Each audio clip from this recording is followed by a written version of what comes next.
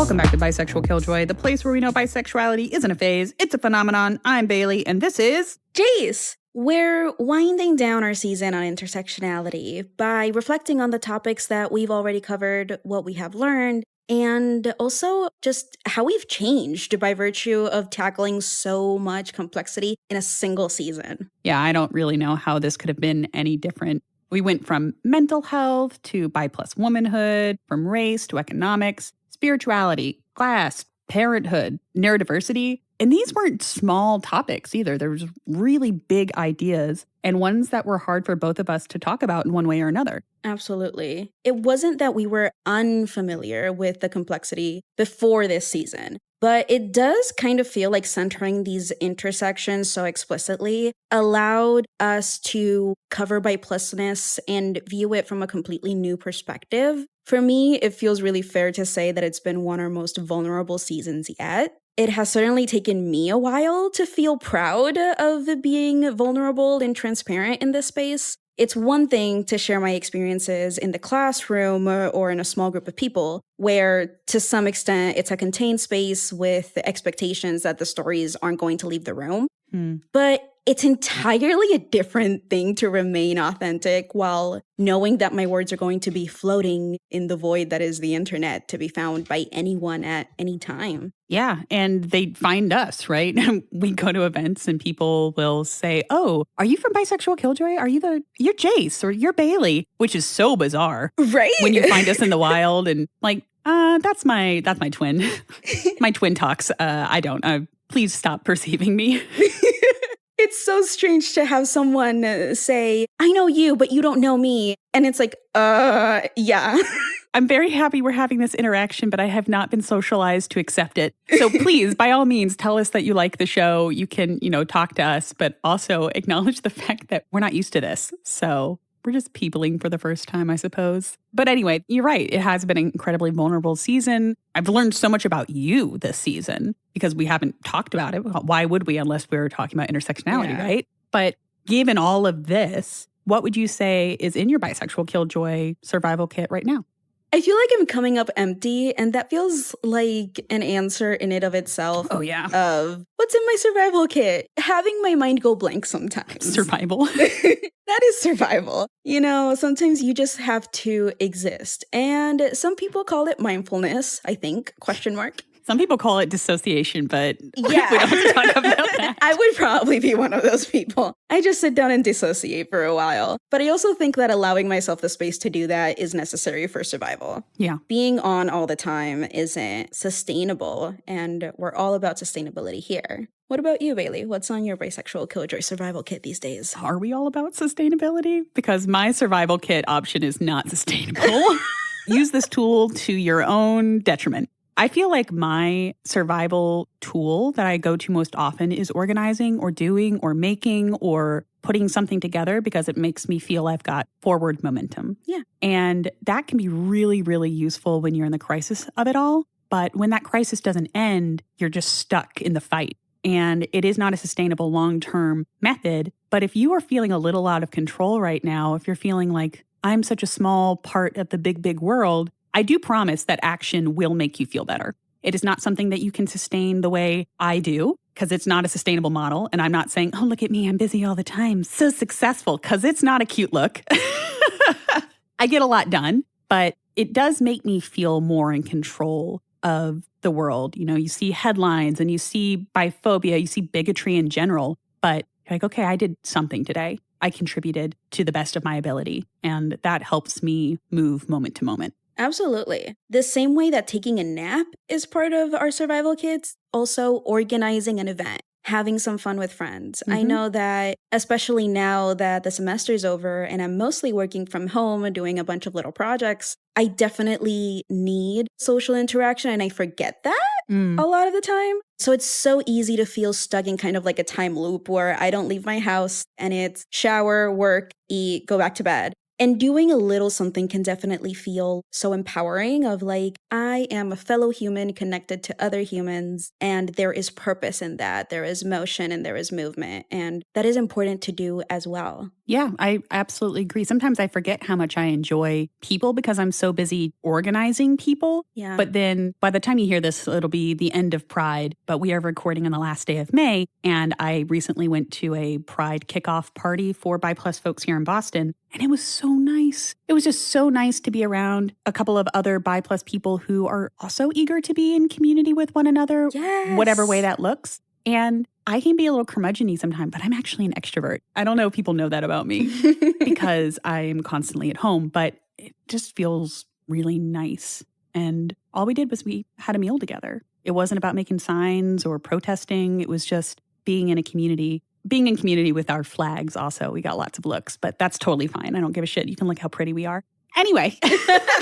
I totally agree with you. It's important to remember that people are actually pretty cool. Hanging around people is really nice when the expectations aren't get something done now. Yeah. But a part of our advocacy is this podcast. We're very much about education. We're very much about community building. And when we initially were thinking about season 3, you were the one who brought up intersectionality. And I was really, really happy to do it. But I was kind of worried about bringing a loaded word like intersectionality into the conversation. Intersectionality's got a really bad rap in right-wing media or, identity politics. We talked about in our episode with Alicia Ortiz about the co-opting of ideas that just exist. And all of a sudden they get radicalized by a different party. But I am very proud of the way that we have broken down what intersectionality actually is. I mean, Kimberly Crenshaw knew that when she coined the term. For those playing at home, intersectionality is just an analytical framework that understands interlocking systems as transforming one another, creating an entirely distinct experience that cannot simply be broken down into the sum of individual systems or experiences. Different kinds of privilege and access intersect and transform into something new, and multiple kinds of oppression intersect and transform into something entirely different. So we do understand that being a bi+ person is complex and informs all aspects of our existence. But it is only one characteristic among many that make us who we are. That is really a base premise for this entire project. I think that that's exactly how we got started for season 1. It's like, my bisexuality is more than my obsession with purple, though I do like centering that. Big part of who you are. Huge. It has been such a privilege to expand that and say what it is that our bi+ness brings everywhere that we go. And our bi+ness is in everything that we do. That can be parenthood, social and economic class, our ethnic communities and ties, spiritual and religious practices. The list goes on far beyond what we've covered this season. And I think that above all, these past couple of episodes have been our way of honoring the ways in which we queer as a verb, all aspects of our lives and the spaces that we exist in and we occupy. We bring our bi+ worldview with us wherever we go and with every experience that we have. Yeah, and what we'd like to do in this season finale, if you can believe, again, that it's a season finale, is revisit all of these intersections that we started talking about this season and discussing what both of us got out of the episode. So in the spirit of chronological order, the episode with Dr. Mimi that unfortunately you were not able to attend. I was so sad. I was so bummed. I was listening to the episode and I'm like, I wanted to be there. That was such a chaotic episode because you couldn't make it. And then halfway through the episode, my computer died. So then Dr. Mimi's texting me. She's like, is everything okay? No, not really, Mimi. No, things are a mess. Give me a second. But fortunately, Richie was able to salvage the audio. But the episode was about mental health in bi+ populations. And something I really liked about what Dr. Mimi was discussing was about the role that joy plays in resilience. Mimi's whole psychology of happiness and finding a way to root into the things that you like about you to better your understanding of yourself was really transformational because I can be so negative. And just like, period. I want to agree and I don't want to be mean, but yeah. No, like I am the grumpiest person you know. And it's just because I'm around people all the time. She's an extrovert. Does she like people? I don't know. Depends on the day. But it made me think, okay, Bailey, you are being really negative right now. Is this, not that it needs to be productive. Emotions don't need to be productive. But is this making you happy in the long term? I don't know how you felt about that episode. I mean, Dr. Mimi's just really cool. Dr. Mimi is so cool. The coolest person I know. Well, one of the many. I think that for me, it was definitely affirming to remember how important joy is in resilience and in creating a life that you want to live in. Lately, I've been humming to myself this song. It had a moment on TikTok back when I was there. It has definitely been a moment of reflection of, you know what? I really do. I like this little life that I've built for myself. And it's so nice that I get to experience tiny miracles on the regular. Mm-hmm. And it's so nice that I get to see them and look at them and say, this is a tiny miracle. Every time that we get a message from one of you listening in, that's a tiny little miracle. Every time my partner brings me coffee in the morning, a tiny little miracle. Every time my cat cuddles up to me because she's also really, really grumpy. But I think that what struck me the most about the episode is the importance of centering bi+ affirming spaces rather than simply bi friendly. And are they ever really friendly, or they're just saying they're friendly? See, me being negative, but also historically proven. But also historically accurate. Something that Dr. Mimi said that made me really happy was encouraging our listeners to come out to their doctors. I write about this a lot. We talk about it all the time, especially during bi+ Health Awareness Month. But people wonder, why is it important for my doctor to know who I'm sleeping with or who I'm attracted to? And Dr. Mimi just straight up said, if not your doctor, who? If not your doctor, who? I really want to embody that idea. If I can't tell my doctor everything about the intersections of my life, which influence my health completely, then who am I going to tell about it? And when you come out to your doctor more and more bi+ people come out to their doctors realize that they're treating bi+ patients and that perhaps they should get a training on it, education, which benefits the whole community. So even if you are a bi+ person who perhaps has a particular gendered partner, so therefore their bisexuality is locked in to look one way. I know, don't roll your eyes. I rolled my entire head. I know you did. Like, it still matters. It still matters for you to come out, because even if you aren't necessarily coming out for yourself, or it doesn't feel like you are coming out for someone else. And that is perhaps even more powerful and community focused and minded. But again, Dr. Mimi, if you're listening, if you can hear us, Dr. Mimi, if you can hear us, thank you so much for being on the show and talking to us about the importance of just owning yourself. It's good for your brain. Absolutely. As more people come out to their doctor, maybe they might realize that they actually need bi+ specific education, awareness, training. You do. You do. And I'm thinking about how easy it is to overlook that fact. I see people like Dr. Mimi offer bi+ specific trainings. The BRC offers bi+ specific trainings. And how easy it is to have this gut instinct of, well, our company, our space, our tiny little nonprofit already did an LGBT training. We don't need this.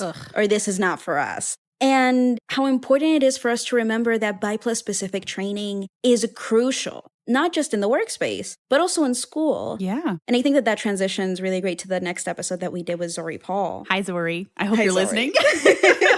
Oh my God, that episode was so great. It was such an awesome experience to have a chat with Zori. I really did love when she mentioned that her students know her by the practice that she does it now, I can't recall, but also that she always talks about bisexuality. Yeah. And how important is it to include bi+ perspectives, bi+ theory in your training in school?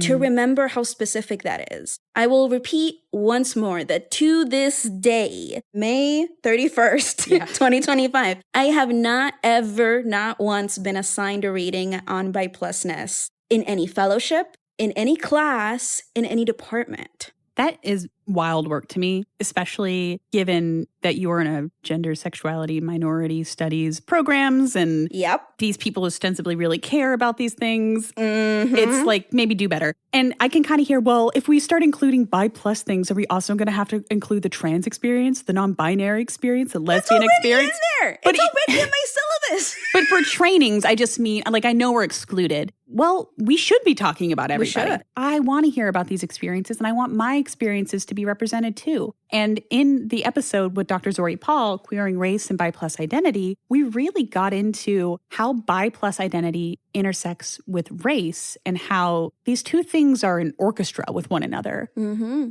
My race and my bi+ness equal something. And it's like a unique experience. Absolutely. That's what intersectionality is all about, right? Mhm. The way that these different aspects of yourself are always going to inform one another. It doesn't go one way, neither do we. Nope. That's why it's important to share how these experiences inform one another to create something entirely distinct. Mm-hmm. And if you aren't listening to Therapy on a Tangent yet, you should be. It's not only really smart, it's also really funny. So if you like us, it's going to be your vibe. Yeah. I feel like they are perhaps not as grumpy as we are. And by we, I mean me.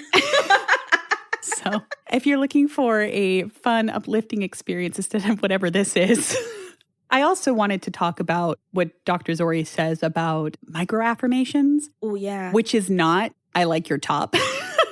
Unless it's specifically, I like your bisexual top. Like if you were wearing a Puerto Rican flag, you're like, I really like your earrings. Specific to identity. And that's good for you overall. And I'm just like, oh, that's just not. Now Zori will zing me online in front of people and be like, okay, Bailey, so this is what a microaffirmation is. Okay, thank you.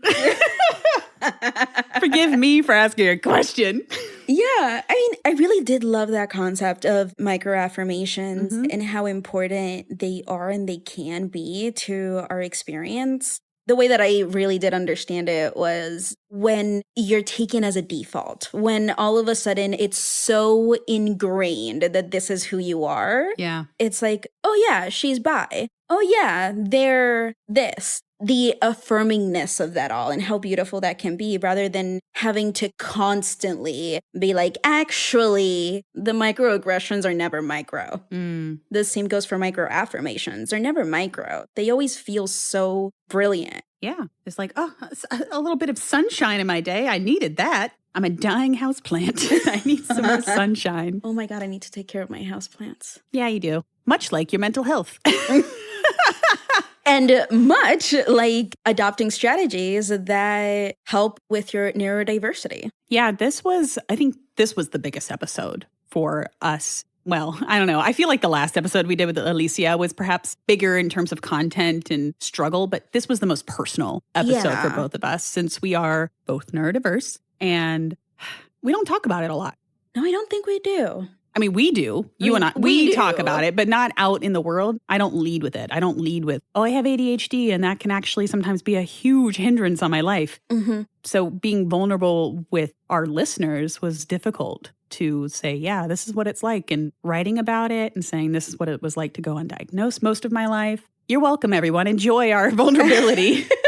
Yeah, the context of recording it was intense as well. I had just gone to listen, that conference was wild. Well, we were texting the entire time. I stayed with you. Yeah, I had just come home from something too. We were both burnt out. We had done high masking all day. Yeah. That was the episode where you asked me what was in my toolkit, and I said, being a bitch. Strong start. But you brought to us the 2 or 3 scraps of intersectional. We tried. Alex Toff. Alex Toff, if you're listening, if you can hear us. If you can hear us, Alex Toff. Please come on the show or write more papers. Yeah, you don't even need to come on the show. If you can have a conversation with us in private, that would actually really help us out. Yeah, I wasn't surprised by the data that Toff did bring to the table. I was just really bummed that was it. Yeah. Yep. Yeah, I mean, facts are facts. I feel like I don't have a ton to say because, I mean, we asked all of you listening in on social media to give us your takes, and so many of you had thoughts. So many of you know instinctually that there's a connection between both aspects of yourself. We share that same experience of there's a connection here for sure. But the lack of research to back it up was so frustrating. Definitely being in academia for as long as I have been, it is really frustrating when you have this instinct, this hunch. There's something there, and the literature is not there to prove it to you. Yeah. Researchers might say, well, why do we need to look into it? Is there something that we need to understand here? And again, we're not pathologizing. We're not here to tell folks with neurodiversities that there is anything wrong with them, because there isn't. But this is a good example of why research is necessary, even if it might not feel like it is. Mm-hmm. Because if we have bi+ youth, right, who get early interventions on things like autism and ADHD and other kinds of neurodiversity, they're more likely to be supported throughout their lives. Yes. They're more likely to develop better coping mechanisms. They develop their own survival kits. That is important. So it might not feel important to you in your day-to-day, but think about where you were when you were 12 and undiagnosed. How much easier could your life have been if someone had seen you and been like, oh, gone into the queer student council and be like, has anyone here been screened for ADHD? Yeah, I mean, I feel like teachers would have been less mean to me had I known that I had ADHD. And you weren't medicated for a long time, right? No, I was medicated and diagnosed in graduate school. So I was 21, maybe 22. Yeah. Looking back on my childhood, looking back at grade school and middle school and high school, the amount of struggle that was perceived as brilliance was a lot. And adults were really mean to me. It has taken me so long to make peace with, like, man, who would be that mean to a kid? Yeah. A lot of people. A lot of people are mean to kids. And that's wild. So the research does matter. And we're excited to see that research being done, not just in neurodiversity, but going back to kids, into parenthood. Our conversation with Dr. Ellen Davenport-Pleasance was a surprise to me because we got connected to Ellen through the Bisexual Research Group and saw that they had recently published a paper. I'm like, oh my God, do you want to come on the show and talk about parenthood? Because that's something we have no experience with. Yeah.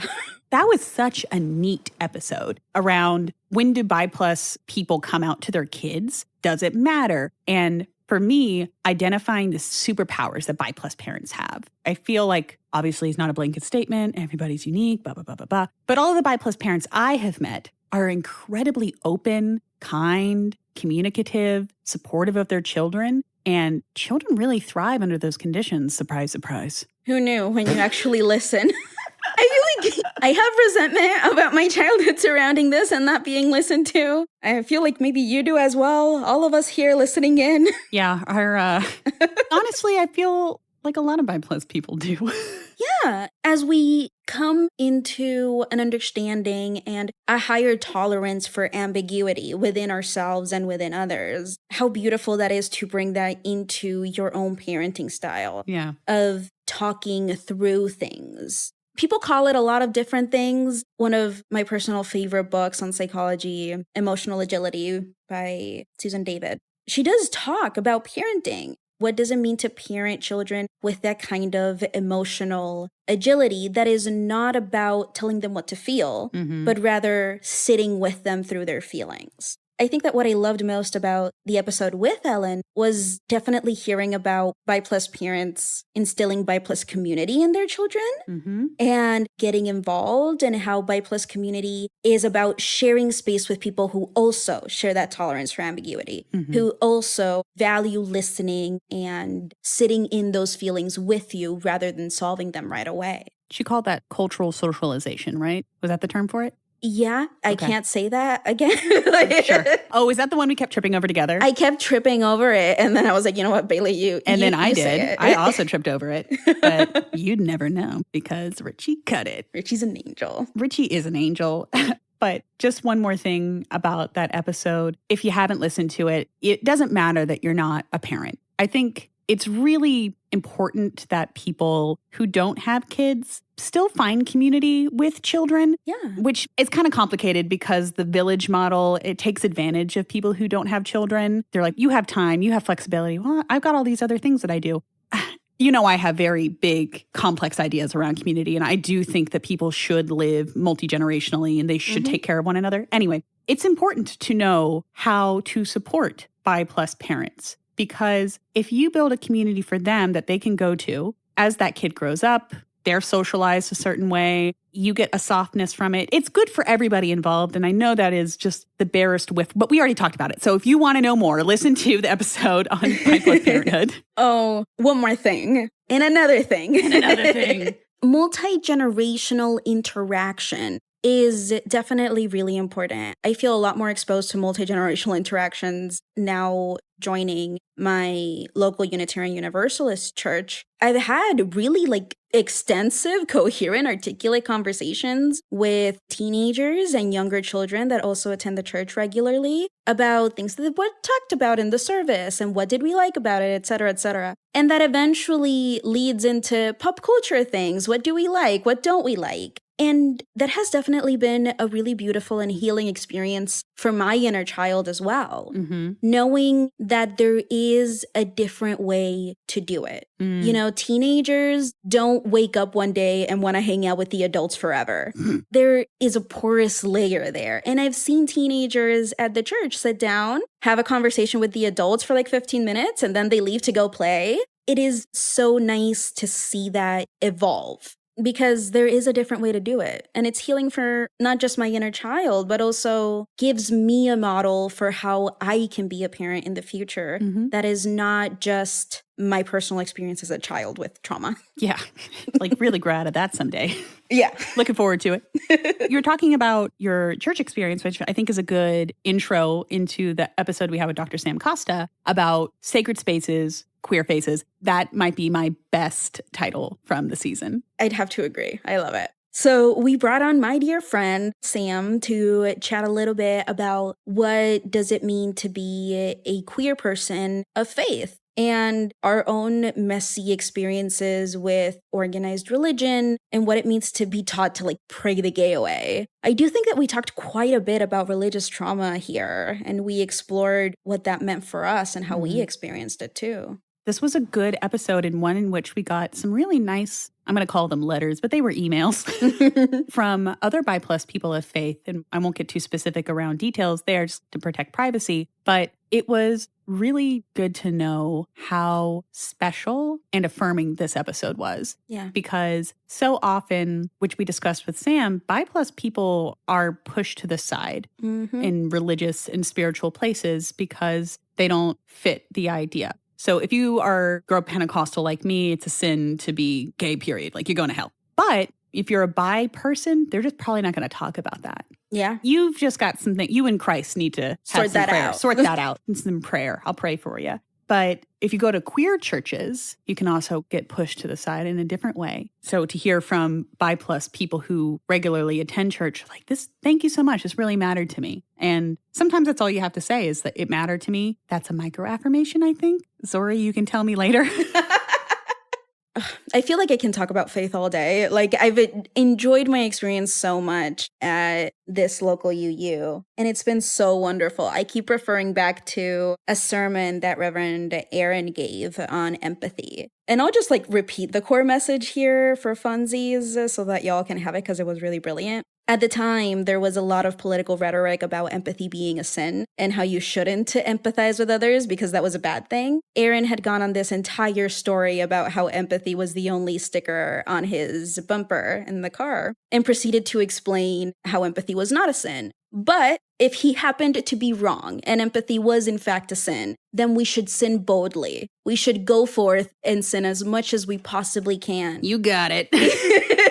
Because loving one another and being able to put ourselves in each other's shoes is the core message of not just Christ as a prophet, but also every other prophet out there. I'm sinning right now.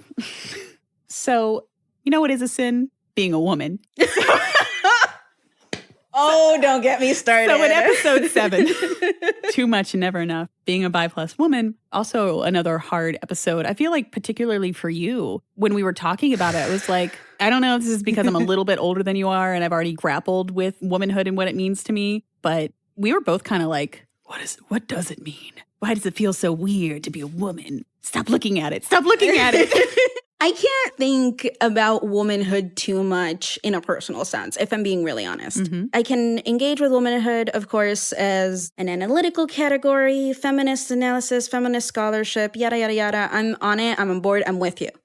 And when it comes to me personally, shit gets confusing. For sure. And I don't think that it's about not embracing womanhood. I find myself really proud in that. But I do think that it has a lot to do with how much messaging I'm constantly receiving about what womanhood is and isn't. The specific experience that's coming to mind right now. I recently went shopping because I have a weekend-long conference that I'm going to, and I needed some more professional-ish clothes. And I found this adorable suit.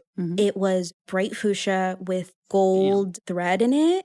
And oh my God, I was gonna die. It was gorgeous. And I tried on 3 different sizes. None of them fit me right. The jacket was not it. It was not landing. And that happened with like a bunch of other clothing in the women's section. And I was like, I made this random comment to my partner of like, see, this just feels like more evidence of why I'm not a woman. This just feels like more evidence. I think that that's really it. The evidence keeps piling on. I'm short. The average size that women are 12, 14, anywhere between 10 and 14. It all depends on those are the year. those are like, that's real average. Yeah, and real average. It's not fashion average. No. Yeah. Like, that's exactly the problem. The having to constantly search for it, the being told that you're wrong all the time. You're wrong because of this, because of that, because you need multiple sizes in your closet for different times of the month. And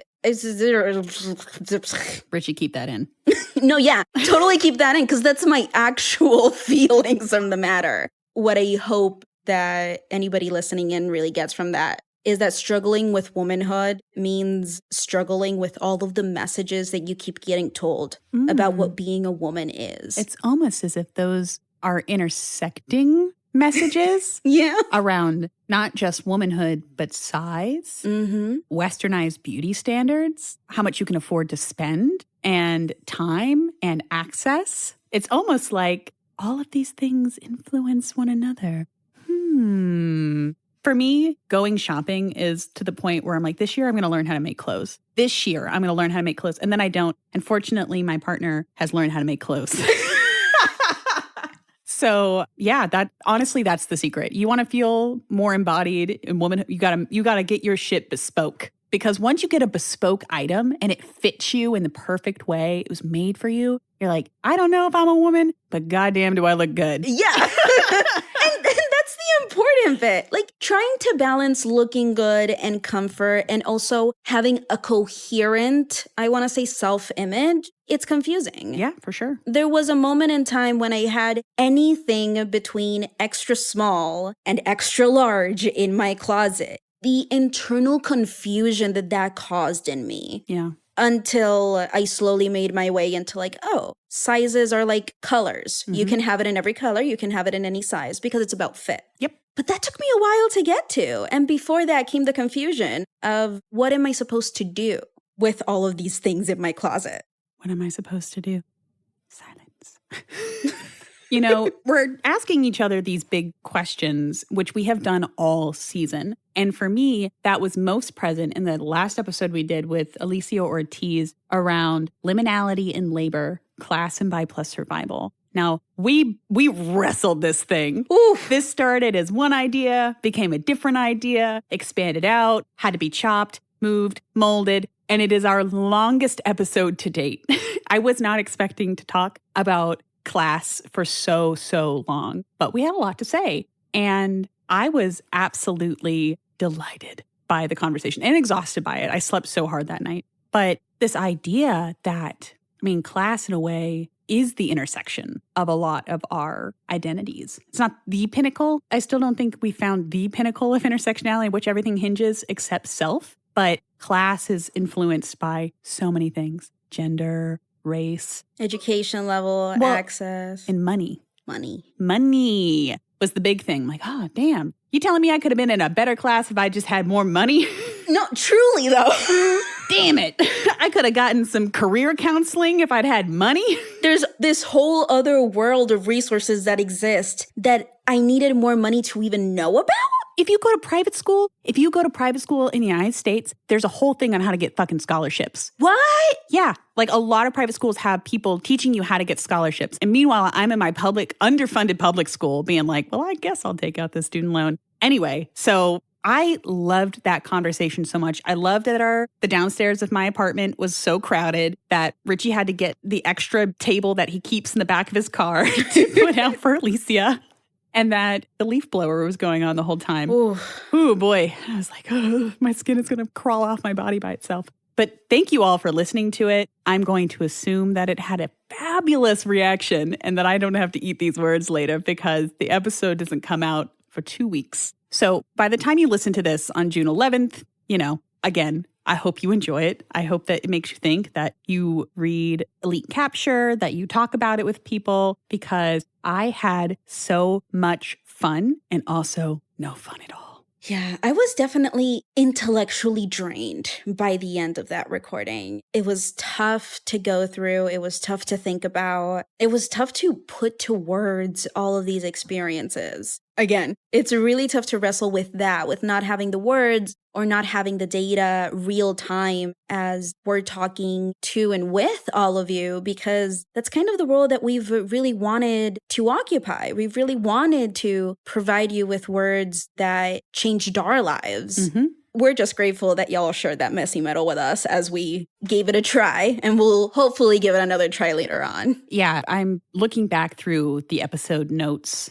and kind of seeing them laid out. God, we talked about a lot this season. Truly. We are so far beyond representation. We're so beyond bi erasure, and we're pushing our way into a truly brave new world in which we're talking about, how is the bi+ identity expansive? What does it mean when we treat bi+ness as a living thing that is not constrained by what it is not allowed to be or what it is told that it is not enough of? And it's like, oh, it's a chimera. It does so many different things. Look at her go. And again, we are recording this on Pride Eve. So it is hard to have anything to say about the future of June, because I don't know if you've noticed this online, but the closer we get to Pride, the more biphobia I see. Always. I'm exhausted by it. Yeah. We don't need to keep having the same conversation. I go on to Reddit and people are asking, oh, is it bisexual of me to have a crush on my guy best friend when I'm a dude and I have a girlfriend?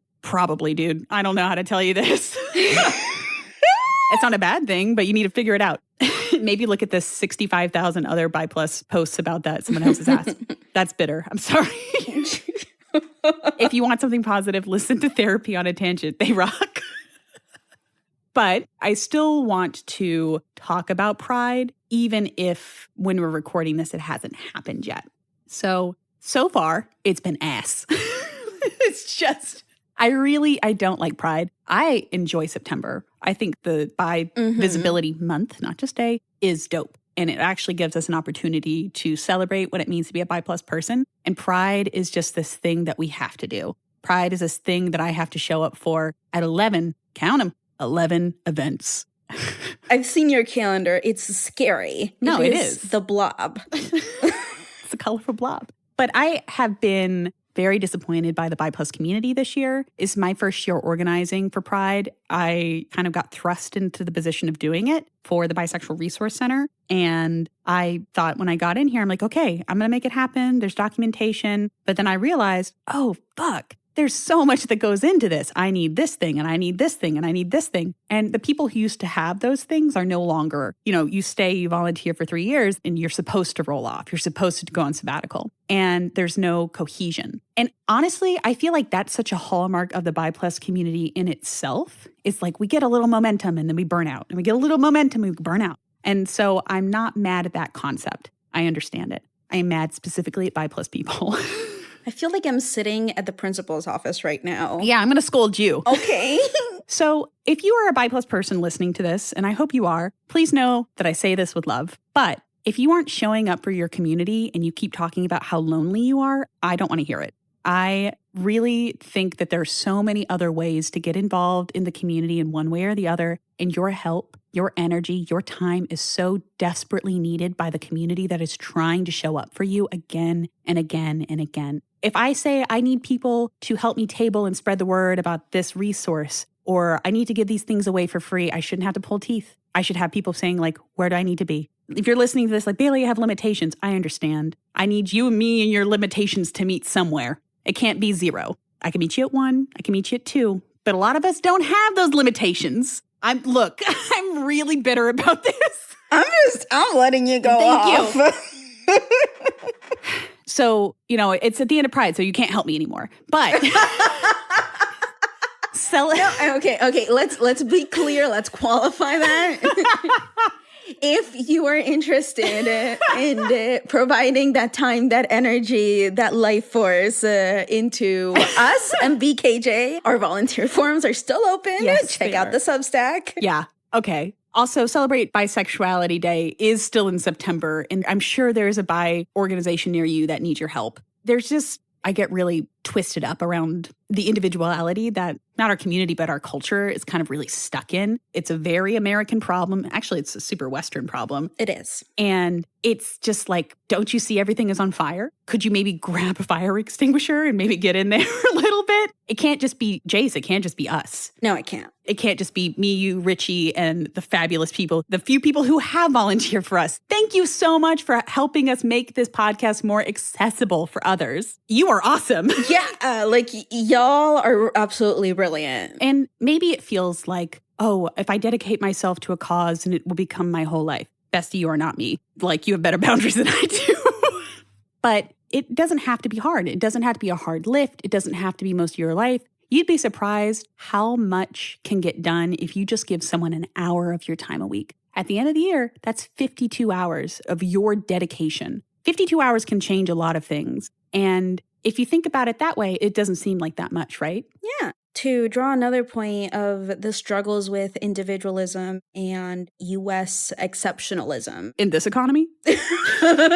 There is a lot of pressure I have felt from messages in the internet, from messages everywhere, to be exceptional, and how a core way to do that is by being an entrepreneur, by starting something from scratch. And you hear all of these stories of people who started with nothing and who really struggled. And despite the fact that that nothing is in really heavy quotes, y'all, but you don't have to. Yeah. Not everything that you are involved in, that you are a part of, not everything that is important to you needs to be monetized into a company, needs to be anything that you don't want it to be. Yeah. I remember when I started volunteering for the BRC, it was never going to be a full-time job or even a part-time job. It was, oh, where do you need bi folks? I will do my absolute bestest. Yep. And that was it. It was an excuse for me to get out of the house. It was an excuse for me to be around people. And volunteering is such a great way to do that, to meet people. Yeah. I mean, that's how this podcast started. Yeah. That's how we met. The most random thing ever. And how beautiful that is. And it is okay for you to get gratification, for you to be happy, joyful from something that you are not actively dedicating an entire chunk of your life to. Yeah. It's not just brilliant and great, it is crucial for your mental health to diversify the places where you get joy from, not just your portfolio. I was going to ask you, is this what a portfolio is? It's not. It's not. It's your happiness portfolio. Which is perhaps more important than money. So that's what I tell myself when I'm like, fuck, I don't have any money. So my tirade aside, and hopefully I have been proven wrong by June 25th when this comes out, by which if I have, I will have a caveat in social media and say like, hey, at about minute 44 or whatever, when Bailey starts popping off about how upset she is with bi+ people, she was wrong. She takes it back. We'll write a Substack post about it. Yeah, maybe I will. That'll be my penance in July if I need to make penance. But I really am just frustrated because I want more people to feel that joy, to feel that connectedness with the rest of the community. And the more we are connected with one another, the happier individually we are, but collectively as well. And that's what organizing is about. And honestly, that's what advocacy is about. Absolutely. And I'm sure that there are plenty of you listening in whose Pride Month also didn't really go smoothly. It's always really, really wild to me to see how biphobia seems to gain so much traction, so much momentum during this particular time of the year. It's like it's when it's somebody's wedding and everyone decides to be upset at that one family member for some reason. Yeah. Especially if you are the New York cousin who is doing pretty well for yourself and you come back to town and everyone's like, you don't really belong here anymore. Nothing unites people like a common enemy, right? That's us. There are so many of us. Maybe that's why we got to punch up to those bisexuals. That's us. Punch up. I think that it's a struggle for a lot of bi folks, and it's messy to exist during this time of year. But whether you went to all the Pride celebrations in your area, just a few, or none at all, I want you to know that we are proud of you. We are proud of you and all of the ways that you choose to embody and bring your bi+ness to your life. We are proud of your courage to exist in this messy middle with us. It's so much more fun when you're around. Yeah, and that's why we both love being in the messy middle. We are a conundrum to people who aren't. And personally, I like it when I make someone mad or make them scratch their head because at least I made you think today. And it might not have happened otherwise. Yeah, I exist in this world to intellectually challenge folks around me. And that is a privilege that you receive by being in my presence. So for us, being here with you has been an exercise in embracing our own inner bisexual killjoy. I am so proud that we got to explore so many different facets of bisexuality alongside all of you and walk down this well-worn but unmarked path. I love that we get to hold this space for each other because as much as we talk here from Bailey's living room, you're also holding space for us by listening in. So thank you. Now, just because it's the last episode doesn't mean that we're not going to give you homework anyway. For our allies, here's a question for you. How are you showing up for the community? Are you making sure that your bi+ friends are being included? How are you helping your fellow bi+ person to get out there and be present? And for the bi+ listeners, again, with more feeling, are you donating your time? Are you getting involved? Even if it is in a small way. I told you I would meet you at 1. I don't need you at 100. I'll meet you at 1. Especially right now. Don't shrink back from each other. Reach for one another so that you can hold fast and we can survive this season as a team. For all LGBTQ+ organizations, are you ready for Celebrate Bisexuality Day? It's September 23rd. Mark your calendar, get your resources in order, gather your people. We'll be there. So this has been a wonderful walkthrough about everything that we talked about this season. It's been a journey. It's been intellectually rigorous. It's been emotionally taxing. And I'm really proud of us and all of you listening in for making it through. That was wild. We did a lot of research. I am especially grateful to our volunteers and how much work they've been putting in, making sure that the podcast is more accessible and so that we have just a teensy bit more time, just a teensy bit. I'm really excited to see this continue to grow and to chat with all of our listeners more directly soon. Thank you for tuning into Bisexual Killjoy, where we know that bisexuality isn't a phase, it's a phenomenon. To support us, share us with your friends, subscribe to our Substack, rate our podcast preferably 5 stars, and while we are on a little bit of vacation, we do want to hear from you. You can share your stories with us on Instagram, email us at bisexualkilljoy@gmail.com, and while we're all waiting together for season 4, you can submit your questions to Give It To Me Bi+, and we will do our best to answer them. Sometimes I'm like, I don't know how to answer this. The same. So you can check out the Substack for more information on that. This is it. This is the finale, season 3, right there. And for season 4, we are currently in the nascent planning stages for it, but I think we'll be placing most of our emphasis on history and on the movement before we got here as a way to remember and highlight a history that is often pushed to the side or forgotten completely. And until we meet again, keep being a bisexual killjoy. Stay bisexual and stay strong.